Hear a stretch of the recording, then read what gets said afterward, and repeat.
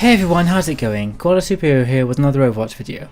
Moira has just been released on the PTR, and whilst it's still early days for her, here's a collection of quick tips to help start you off on the right foot with this new vampiric healer. Before we get started though, if you enjoyed this video and wish to support the channel, please think to give it a thumbs up and subscribe. The first tip is fade in any direction. Think of fade as a flash version of Reaper's Wraith form. When you press the fade button, you'll fade in the direction you are heading. So if you are pressing forwards, you'll fade forwards, back if you're pressing back.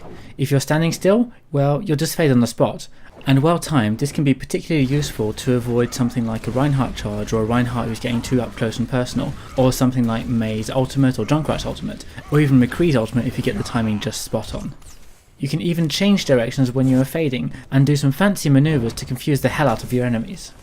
Tip number 2 is fade and jump. Another fade tip is that you can use this to cover longer distances and jump across moderate spaces. To do this, press fade whilst running and jump just after you've pressed the button. It's important to note that this doesn't work the other way around, so if you jump then fade, you'll probably end up dead in the void. Tip number 3 is Moira is all about angles. Your healing is powerful, but the cone in which you heal is frankly not that wide.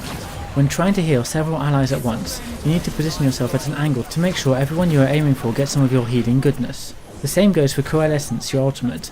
To get the most out of this, try to angle your shot so it hits the maximum amount of allies and enemies at once. Angles are also important for your orbs, since you're launching them and they have a relatively random and unpredictable pattern. Launching them in the right angle in the first place is going to be crucial to get the most value out of them. Tip number 4 is that you can save time with your orbs. There is a way to save time when casting your orbs and launch them instantly when you press the ability button. To do this, hold down either your primary or secondary fire, then press your orb ability button. This will trigger either your healing orb or your damaging orb instantly, depending on which fire you've pressed. You'll completely bypass the choice menu, which allows you to choose between your healing and damaging orb this way. With the same reasoning though, be careful when you do press your orb ability button. Make sure you don't have the wrong fire button pressed and launch the wrong type of orb automatically. And finally, tip number 5 is take cover. You are pretty much helpless against longer range heroes, so try not to make yourself a target. Positioning is going to be a crucial part of Moira's gameplay, so get in the habit of angling yourself to best heal your team, but also to best avoid enemies who have you in their sights. Moira is a dynamic and versatile healer who promises to be a challenging hero to master.